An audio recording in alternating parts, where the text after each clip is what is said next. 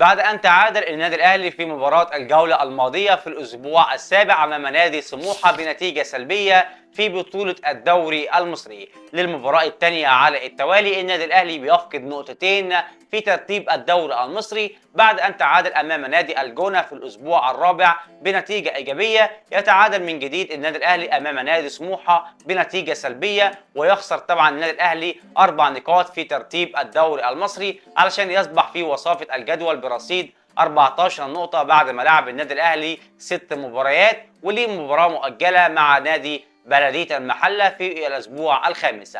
حاليا بيتصدر بيراميدز ترتيب الدوري المصري برصيد 16 نقطة من 7 مباريات.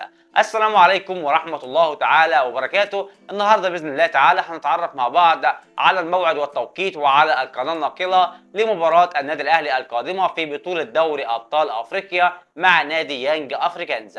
النادي الأهلي عنده مواجهة صعبة جدا مع نادي يانج أفريكانز في تنزانيا. المباراة هتكون على استاد بنجامين مكابا، واخر طبعا مباريات نادي يانج افريكانز كان خسران بنتيجة 3-0 من نادي شباب بلوزداد من نفس المجموعة. علشان كده نادي يانج افريكانز هيحاول بكل قوته وعلى قدر امكانياته انه يحقق اي نتيجة ايجابية امام النادي الاهلي، ويستغل طبعا ان المباراة هتكون على ارضه ووسط جمهوره. اخر مباراة طبعا للنادي الاهلي في بطولة دوري ابطال افريقيا كان حقق المكسب بنتيجة 3-0 ايضا على نادي ميدياما من نفس المجموعة، علشان يصبح ترتيب هذه المجموعة نادي شباب بلوزداد في المركز الاول برصيد 3 نقاط، وفي المركز الثاني النادي الاهلي برصيد ايضا 3 نقاط، وفي المركز الثالث نادي ميدياما، وفي المركز الرابع نادي يانج افريكانز بدون نقاط.